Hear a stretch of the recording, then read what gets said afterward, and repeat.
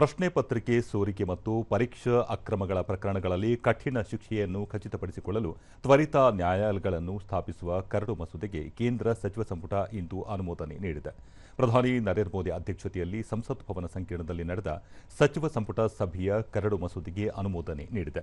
ಪ್ರಸ್ತಾವಿತ ಶಾಸನವನ್ನು ಮುಂದಿನ ವಾರ ಸಂಸತ್ತಿನಲ್ಲಿ ಪ್ರಸ್ತಾಪಿಸುವ ನಿರೀಕ್ಷೆಯಿದೆ ಎಂದು ಮೂಲಗಳು ತಿಳಿಸಿವೆ. ಪ್ರಶ್ನೆ ಪತ್ರಿಕೆ ಸೋರಿಕೆಯ ವಿರುದ್ಧ ಬಲವಾದ ಕ್ರಮಕ್ಕಾಗಿ ನಿಬಂಧನೆಗಳನ್ನು ಒಳಗೊಂಡಿರುವ ಮಸೂದೆಯನ್ನು ಸಂಸತ್ತಿನಲ್ಲಿ ಪರಿಚಯಿಸಲಾಗುವುದು ಎಂದು ಪ್ರಧಾನಿ ವಿಡಿಯೋ ಸಂದೇಶದಲ್ಲಿ ಘೋಷಿಸಿದ್ದನ್ನು ಇಲ್ಲಿ ಸ್ಮರಿಸಬಹುದು. ಈ ನಡುವೆ ಮಹಾರಾಷ್ಟ್ರದ ನಾಗ್ಪುರ ಮತ್ತು ಔರಂಗಾಬಾದ್ನಲ್ಲಿ ಪರೀಕ್ಷಾ ಅಕ್ರಮಗಳಿಗೆ ಸಂಬಂಧಿಸಿದ ವಿಚಾರಣೆ ನಡೆಸಲು ತ್ವರಿತ ನ್ಯಾಯಾಲಯಗಳನ್ನು ಸ್ಥಾಪಿಸಿ ಬಾಂಬೆ ಹೈಕೋರ್ಟ್ ಅಧಿಸೂಚನೆ ಪ್ರಕಟಿಸಿದೆ. ಸಾರ್ವಜನಿಕ ಪರೀಕ್ಷೆಗಳ ಅಕ್ರಮ ತಡೆ ಕಾಯ್ದೆ 2024 ಹಾಗೂ ಭಾರತೀಯ ನ್ಯಾಯ ಸಂಹಿತೆ 2023 ಹಾಗೂ ಮಹಾರಾಷ್ಟ್ರದ ವಿಶ್ವವಿದ್ಯಾಲಯಗಳು, ಶಿಕ್ಷಣ ಸಂಸ್ಥೆಗಳು ಸೇರಿದಂತೆ ಇನ್ನಿತರ ಪರೀಕ್ಷೆಗಳಿಗೆ ಸಂಬಂಧಿಸಿದ ಮುನ್ನೆಚ್ಚರಿಕೆ ಕಾಯ್ದೆ 1982ರ ಅಡಿಯಲ್ಲಿ ತ್ವರಿತ ನ್ಯಾಯಾಲಯಗಳನ್ನು ಸ್ಥಾಪಿಸಿ ವಿಚಾರಣೆ ನಡೆಸಲು ನಿರ್ದೇಶಿಸಲಾಗಿದೆ.